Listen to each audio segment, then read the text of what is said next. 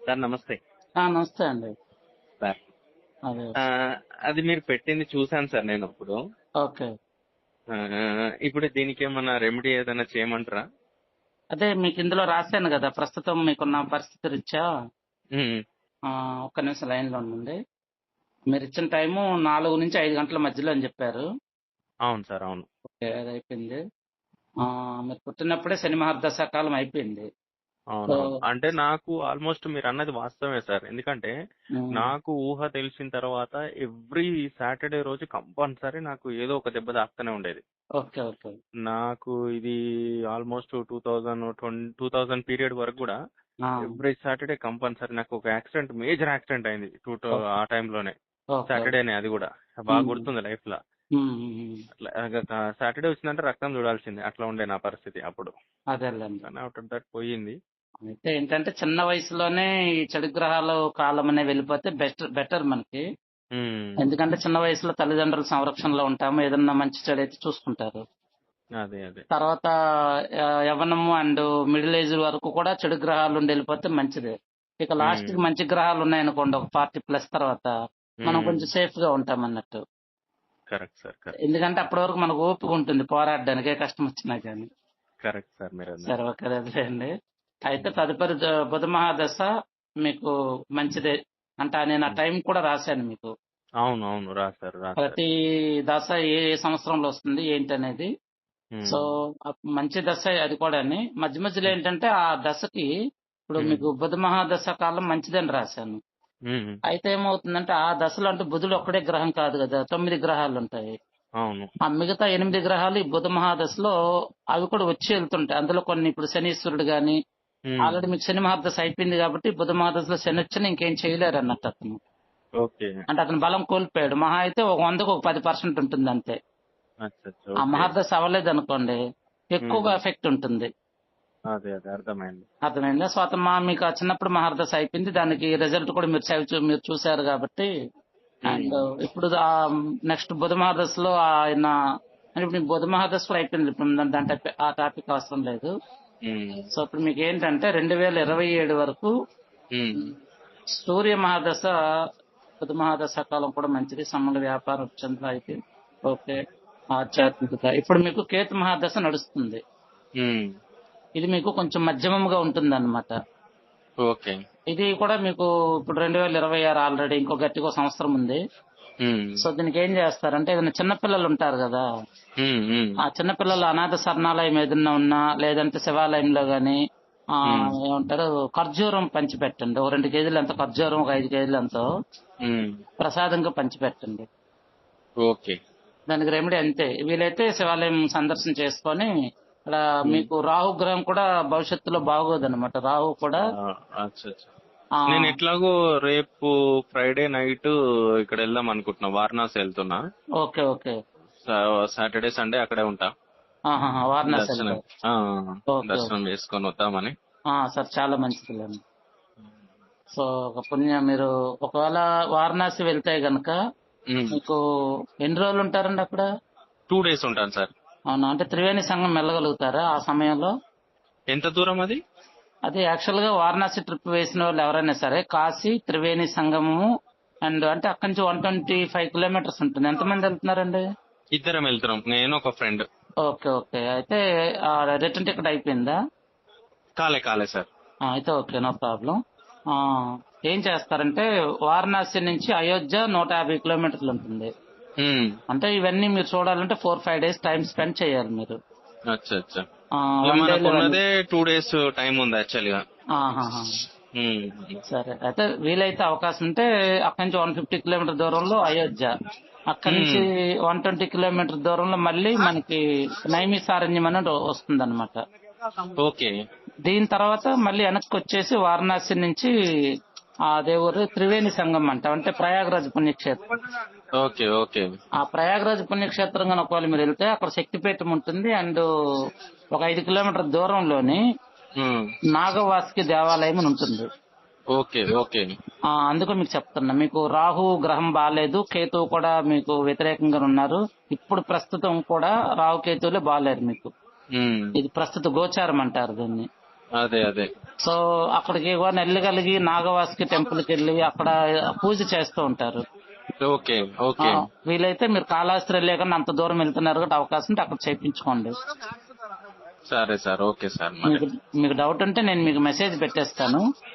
సరే సార్.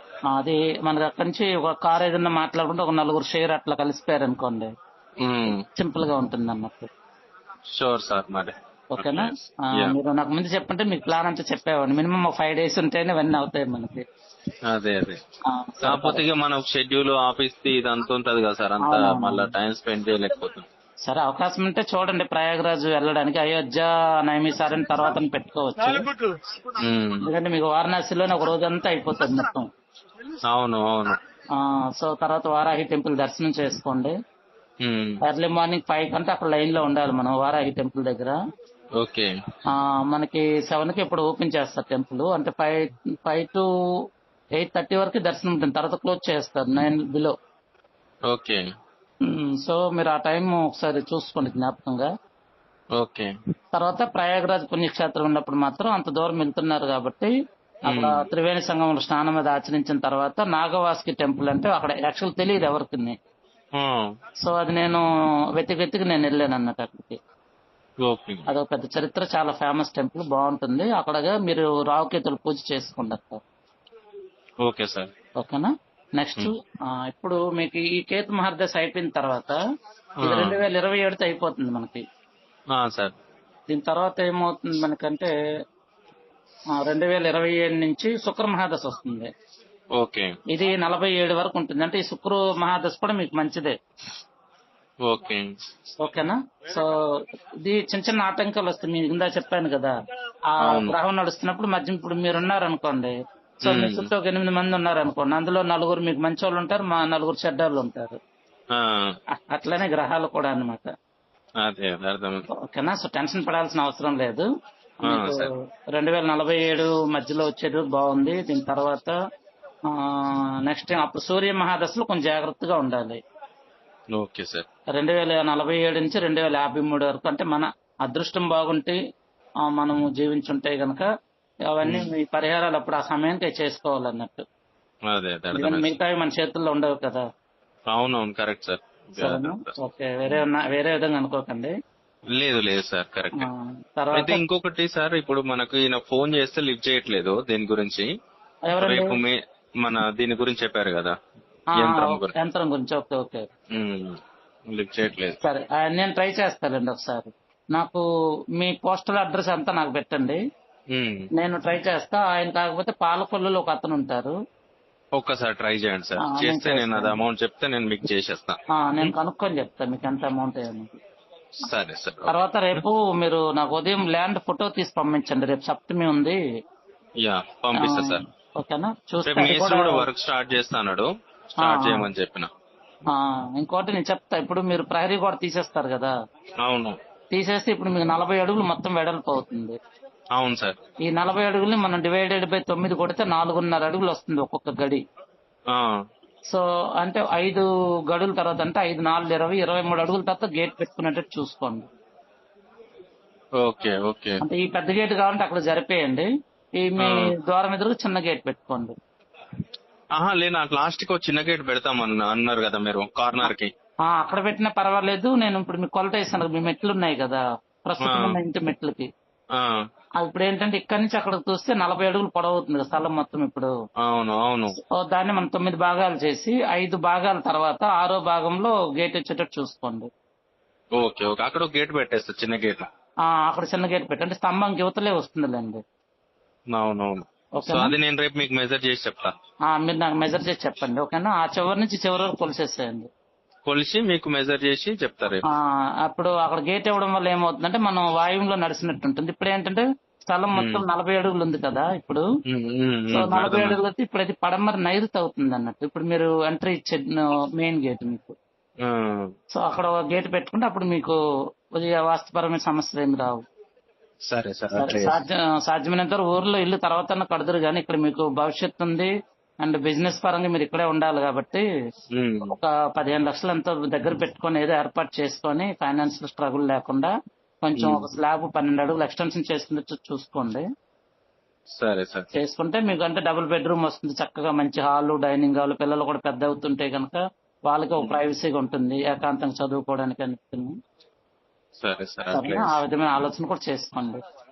సరే సార్. చేస్తే అప్పుడు నేను drawing పొద్దున ఒకసారి మీకు మెజర్ చేసి ఆ మెజర్మెంట్స్ ఒకటి చెప్తాను, ఈ అడ్రస్ ఒకటి నేను పెడతాను మీకు. పెట్టండి. అండ్ నాకు ల్యాండ్ ఫోటో పెడితే నేను రేపు మెడిటేషన్ లో ఉన్నప్పుడు అంటే ఆ ల్యాండ్ లో ఏమన్నా నెగిటివ్ ఎనర్జీ ఉందా ఏంటి అని ఒకసారి నేను మెడిటేషన్ లో చూస్తాను.